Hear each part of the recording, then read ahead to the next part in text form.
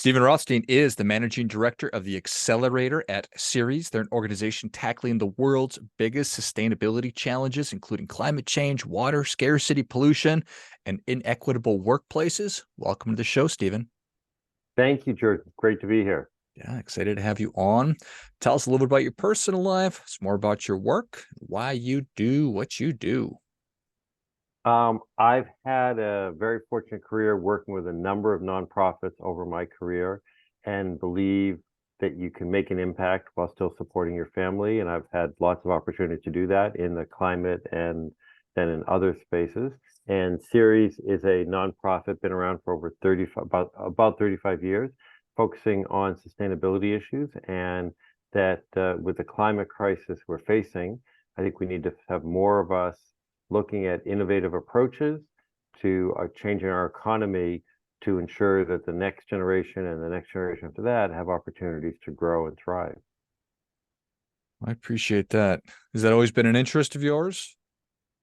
It has. I mean, social justice more broadly has been, but this has absolutely been one of the priorities. And at this stage, I think it is a systemic challenge that our society has utilized so much of our resources. I just read an article that the top 1% of the world's population uses as much resources and creates as much greenhouse gas emissions, the top 1%, as the bottom 2/3 of the population.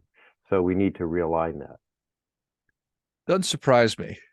It is crazy how when you expand the impact of the footprint of certain human beings, us here in the West, it's extraordinary. Not necessarily good or bad, but extraordinary. No, nevertheless. Absolutely, it is. And we have to ensure that people all over the world, there are countries that haven't really contributed to the climate problem because they haven't been using the resources, but they're affected. In Pakistan recently, about 1/3 of the population, because of flooding, lost their homes, about 30 million people. And so that affects their life, their farming, their families. And so we have to ensure that there is a sustainable future for us and for those around the world. And because of how interconnected the world is, whether you think about politics or wars or supply chains, what happens one place affects everyone else. Just look at what's happening in Ukraine and Israel as two immediate examples. 1/3 of the population lost their homes because of flooding. I'm embarrassed that I didn't know that. It's extraordinary. It is extraordinary, and not to be embarrassed, that's something we need to raise more awareness and to prevent in the future. Not this summer, the summer before that in Europe, 61,000 people lost their lives because of excessive heat. So that this is affecting all over the world, and obviously whether it be in Phoenix, that's obviously faced record heats, to East Coast and West Coast and throughout the country. 75% of the nation lives in areas that have faced climate emergencies in the last few years. When I look at big problems like the ones that you're tackling, sometimes I feel like it's almost demotivating because I'm like, oh my gosh, what in the world can I do about this? But then you have an organization like Ceres and the work that you're doing that's addressing it directly. How do you think about that? What I just said? Yeah, so I am an incurable optimist, and that I've seen over my career incredible number of resourceful, smart people doing incredible things. And I mean, I'll just on climate, for example, 15 years ago, it's projected that we would raise temperatures around 5 degrees. Today, it's projected we'd raise it around 2.5 degrees. Now, that's still too much, but we have bent the curve because of creative, thoughtful people coming up with new ideas, reducing pollution, looking at a range of companies, public and private sector. So I am optimistic, but we have a lot of work to do. Yeah, it is. I'm an optimistic person as well. I don't know if I've ever heard the term incurable optimist, but I like it a lot. So tell us about the work that you are doing. just how the program works, how many Yeah. companies, all that kind of stuff. So let me tell you about Ceres and then the group within Ceres that I coordinate briefly. Ceres is again a nonprofit. We work with some of the largest investors in the world, investors that collectively have $50 trillion of assets under management, and trying to help them to move their portfolios to be more sustainable. We work with some of the largest companies, brand names you and your listeners know well, and again, to help them reduce their water, reduce their greenhouse gas emissions, and to look at business opportunities. The fascinating thing about climate change is it's not just a risk, it is a big risk, but it's also a big opportunity. If you're making parts for an electric vehicle or solar or wind or carbon capture, or the list goes on and on and on. So, and with the Inflation Reduction Act, there's a lot of opportunities for people to grow and make money. Then my group particularly, we focus on the financial sector and corporate governance. So banks, insurers, investors, accountants, and helping them to move both directly and then through their regulators.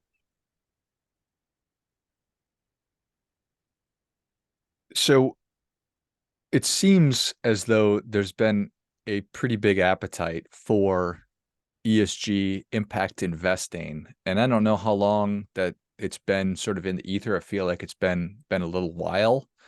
Um, where in that curve do you feel like we are? I just read an article in the Wall Street Journal this weekend saying that some companies were pulling back from that. So we're in an interesting cycle. So the term ESG means different things to different people, and three-quarters of the people, we did a poll recently, don't understand what it means. But if you look at the underlying elements, do you think companies should be good to their employees? Do you think a company should care about its environment? Do you think a company should care about the community and be profitable? Over 90% say yes. So there's broad and growing acceptance, even among both red and blue states, among conservatives and Democrats, that companies do have a responsibility in their community and that you can also make money. It's also a risk mitigation. If you're not thinking about climate, it means you're not thinking about floods or fires or other natural disasters. In the 1980s, our country had every 4 months, $1 billion storm every 4 months. This year, we're having it every 3 weeks. So there's growing awareness. The term ESG, we don't use as much just because it's more nebulous, but we do think that responsible investing continues to have a broad swath of interest. And I think it's really interesting and exciting. I work in personal finance, and so that and as a consumer, we have the ability to really vote with our dollars and to align almost every aspect of our finances with what is most important to us, from how we invest our money to where we shop. And I do think that is can be an empowering thing when you are looking at big problems. Absolutely. One of the things I encourage all of your listeners to think about is their retirement savings. That in 90% of companies most companies have a 401k or 403b or some retirement fund, that in 90%, they don't offer a climate fund. So if you wanted to invest your money or part of your money in a fund that thinks about these issues, ask your employer, do they have a fund? If so, do you want to put some or all of your money in it? If they don't, why don't they have one? Is one of the options. So I agree with you about voting your dollars, and the law allows it. And you're not sacrificing returns. In fact, there are some studies that show you make a higher return if you've reduced your risk and increased those opportunities. So I think that's certainly an exciting thing. Are you seeing that companies are more so interested in this as we've been going on this sort of cycle and curve? Less so? Are they changing? What is the kind of the current state? Yeah, there's definitely more and more interest, and it's moving from a conceptual to operational. Meaning, it's one thing to say, "Gee, what do I want to be doing in by 2050?" but the average CEO turns over every 6.3 years, so that's a long time. More and more companies are thinking, okay, that's good, but what do I want to be doing in 5 years from now, and 10 years from now? We believe every company should have a transition plan. Here's where they are today, and in 5 years, they want to reduce their risk, increase their opportunity, 10 years, 15, et cetera. And we're seeing, I mean, again, to give you an example, 92% of Fortune 500 companies, so the biggest companies, have climate disclosure reports. They publish stuff on their website or file it. So there are more and more companies doing stuff. Now, that's the good news. The bad news is it's not enough, and we have to have thousands of companies doing stuff. But yeah, there is growing momentum, and that's part of why I am an incurable optimist. It all makes sense. So for the biggest companies in the world to be paying attention to this, aware, mindful, and actually creating plans, I think that makes sense. I would imagine it's hard for a Fortune 500 company to all of a sudden turn on a dime, but to create a plan and say, hey, 5, 10 years from now, this is the progress we're interested in making, makes sense. At the real grassroots level, if that's the right term for it, but creating innovation, the companies that you're maybe working with, tell us a little bit about that program. Yeah, again, as you said, every consumer can vote with their dollars, where they purchase, what they purchase, and then if if they work for the company they work for, ask them what their climate plan is. If they part of a church or a synagogue or a civic organization, everyone in terms of what's their plan to reduce emissions. And there are lots of people doing amazing creative things, and you see, solar is the price has gone down by 90%. Today it is less, if all you cared about money is that it is cheaper to build with solar than a coal plant in most parts.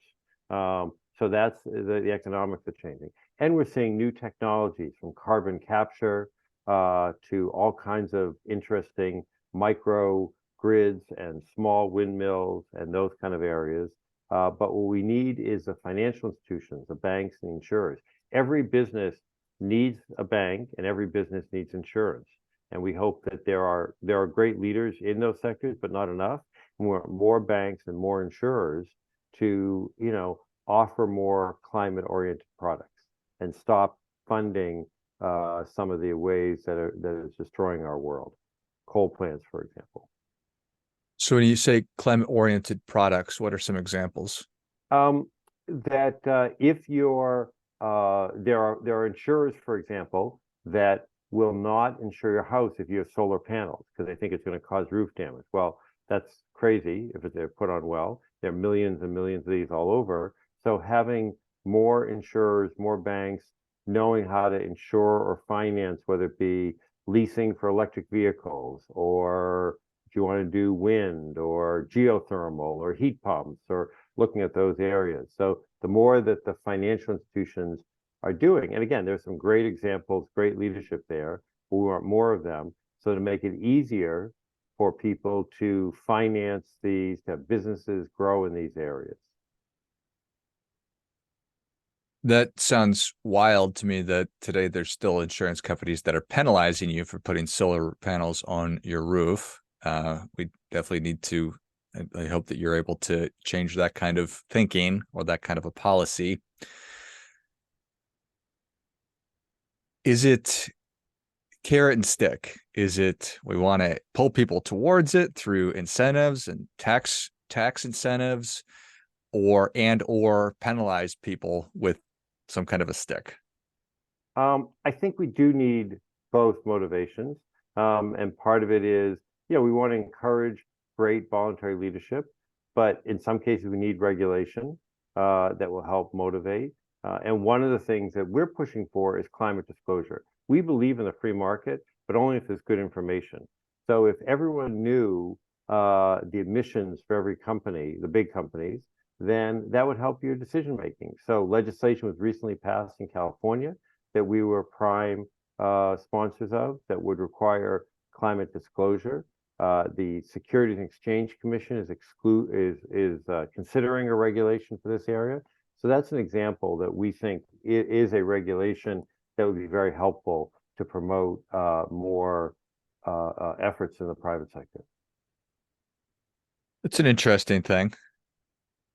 And as people become more aware of, and is that for all companies? Is that just a certain For, threshold size? for the largest public companies and California largest private as well. And again, so that then there's more information, just as we as society have more information about what we eat through food labeling, and then people can make their decisions. Some make good decisions, some may not make good decisions, at least they have the information. That in your purchasing and its suppliers, if you knew more about climate impacts of companies, and if there's 5 cement companies or steel companies or agriculture, whatever it is, and some create more greenhouse gas than others, that may be part of your decision-making process. Yeah, that certainly makes sense. So I forget what the percentage was. A large percentage of people didn't understand what ESG was or is, but 90% of people think that it's a good thing for companies to work to do a good job and be good stewards of the earth and everything else. Do you see, my perception is that you can probably draw a line in the sand, and on one side you have Democrats that want this, and then on the other side are Republicans that are maybe don't want this. Has that line been blurred, or is it still a party line kind of a thing?